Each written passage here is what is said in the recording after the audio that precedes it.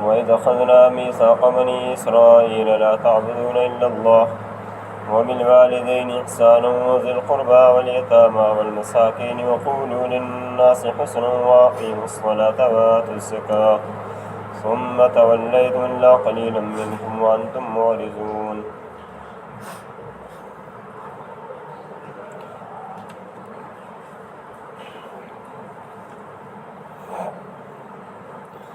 اور جب ہم نے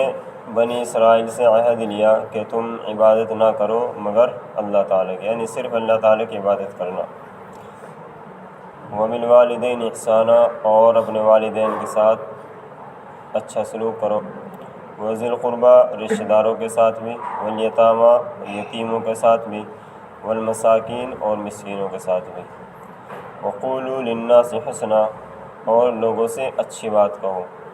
وَأَقِیمُوا الصَّلَاةَ، اور نماز قائم کرو، وَآتُوا الزَّکَاةَ، اور زکوٰۃ ادا کرو،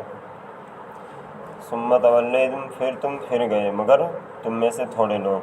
وَأَنْتُمْ مُعْرِضُونَ، اور تم اعراض کرنے والے ہی تھے۔ یہاں سے بنی اسرائیل کو پھر ان کا ایک عہد جو ان سے عہد کیا گیا تھا، چونکہ بنی اسرائیل کا تذکرہ ایک تو اس لیے ہے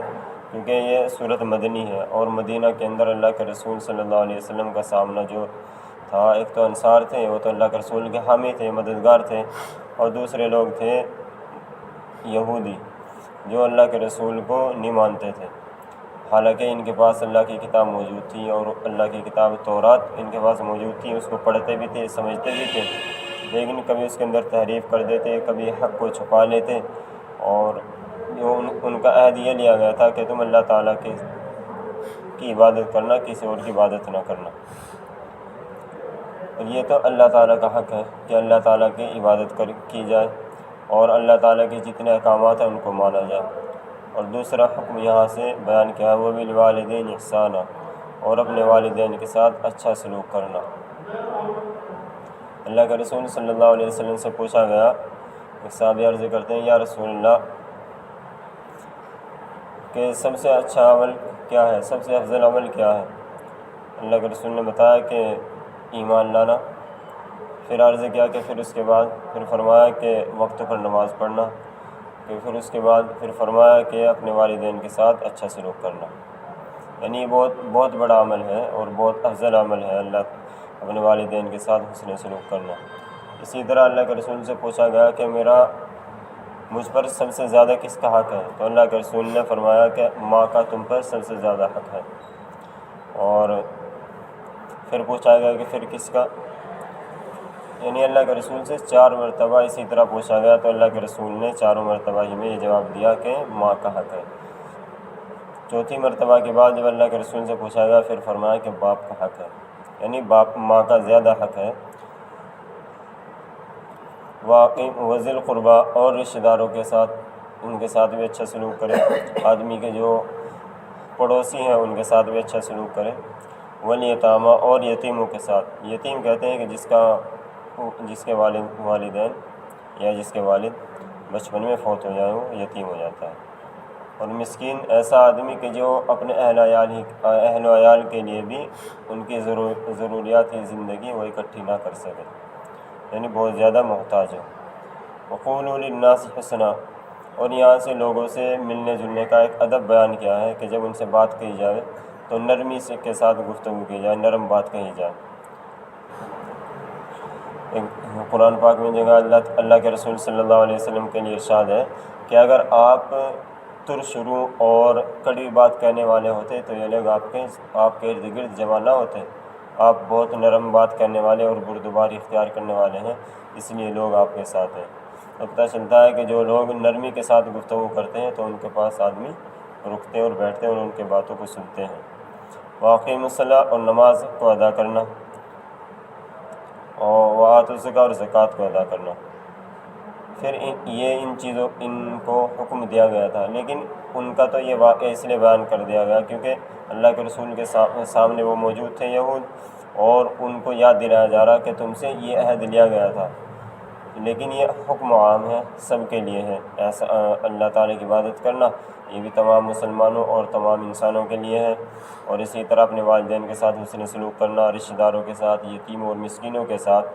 اور لوگوں کے ساتھ آپس میں ملنا جلنا، جو بھی ان سے بات کی جائے وہ اچھائی کے ساتھ بات کی جائے، نماز ادا کرنا اور زکوٰۃ دینا یہ سب حکم عام ہے، سب لوگوں کے لیے ہے۔ پھر ان کی جو آخری بات ہے وہ بیان کی، ثم تولیتم،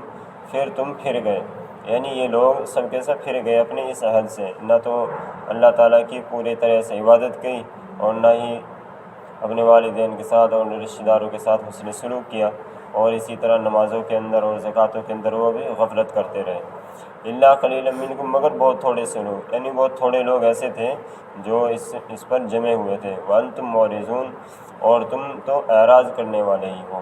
یعنی اکثر لوگ تم میں سے کیا ہیں، اس دین سے پھرنے والے ہیں اور اس دین کو چھوڑنے والے ہیں۔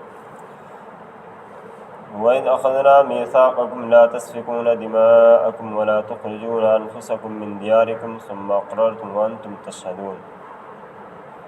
اب ایک دوسرا عہد ہے جو ان سے لیا گیا تھا، وَإِذْ أَخَذْنَا مِيثَاقَكُمْ، اور جب ہم نے لیا تم سے عہد، لَا تَسْفِكُونَ دِمَاءَكُمْ، کہ آپس میں خون ریزی نہ کرنا، ایک دوسرے کا خون نہ بہانا، وَلَا تُخْرِجُونَ أَنفُسَكُمْ،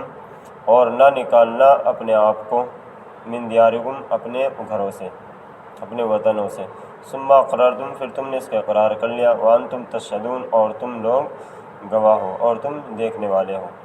یعنی یہ مدینہ کے اندر اللہ کے رسول جب آئے تو وہاں پہ دیکھا کہ دو قبیلے ہیں، اوس اور خزرج، اور یہودیوں کے 3 قبیلے تھے، بنو قینقاع، بنو نذیر اور بنو قریظہ۔ بنو قینقاع اور بنو نذیر یہ تو اوس کے حلیف تھے، اور بنو قریظہ یہ تھے خزرج کے حلیف، یعنی ان کے ساتھ مل جل کے رہتے۔ اوس اور خزرج کی جب بھی لڑائی ہوتی اور ان میں بڑی جاہلیت میں بہت زیادہ لڑائیاں ہوا کرتی، تو یہ جو 2 قبیلے اوس کے ساتھ تھے وہ ان کے ساتھ مل جل کے لڑتے، اور جو ایک قبیلہ بنو قریظہ وہ خزرج کے ساتھ مل کے لڑائی کرتا، اور ان کو منع کیا گیا تھا کہ تم آپس میں، اب ادھر سے بنو قریظہ اور بنو نذیر ہیں اور بنو قینقاع اور ادھر سے بنو نذیر ہے، تو آپس میں لڑ رہے ہیں، اور پھر ایک دوسرے کو ان کے گھروں سے بھی نکالتے، یہاں تک کہ ایسا کرتے کہ وہ اپنے ان کے گھروں کو جلاوطن کر کے ان کے گھروں کو لوٹ لیا کرتے، ان کا جو سامان ہوتا اس کو بھی لوٹ لیا کرتے۔ ثم اقررتم، اور انہوں نے اس بات کا اقرار کر لیا تھا کہ ہم نہ تو خون کریں گے اور نہ ہی آپس میں لڑائی جھگڑا اور فساد کریں گے، وانتم تشہدون، اور تم لوگ اس کے گواہ ہو، یعنی کہ یہ جو عہد ہے یہ تمہاری تورات کے اندر لکھا ہوا ہے اور تم اس کو جانتے ہو کہ ہاں یہ عہد لیا گیا تھا۔ سبحان اللہ، سبحان اللہ،